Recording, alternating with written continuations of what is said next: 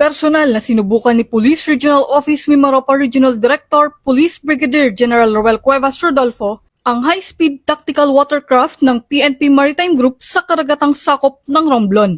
Sa pamamagitan ng aktibidad na ito, tinahak ng general ang ilang karatig isla upang tukuyin ang kanilang pangailangan at kahinaan laban sa banta ng seguridad.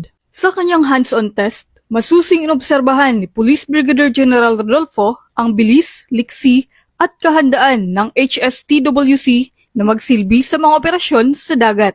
Ayon sa kanya, ang hakbang na ito ay bahagi ng mas pinaigting na pagsisikap ng PNP na tiyakin ang seguridad sa mga vital installations at iba pang lugar na tinuturing na kritikal, alinsunod sa 7-point agenda ng Acting Chief PNP Police Lieutenant General Jose Melencio Sr. Tates Jr. Bukod sa pagsusuri sa kagamitan, natukoy din ng opisyal ang mga posibleng stratehikong pantalan na maaaring magsilbing jump-off point para sa mas mabilis na deployment ng tropa sa tuwing may operasyon.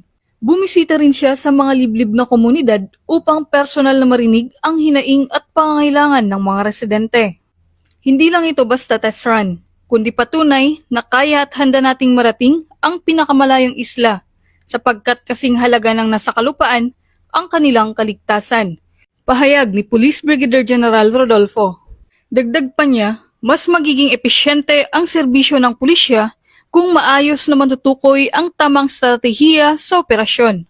Sa pamamagitan ng inisyatibong ito, pinapakita ng Pro Mimaropa ang kanilang determinasyon na sugpuin ang mga banta gaya ng piracy, illegal na pangingisda, at iba pang krimeng maritimo habang pinapatibay ang pangako na bumuo ng mas ligtas at mas matatag na pamayanan sa mga isla ng rehiyon.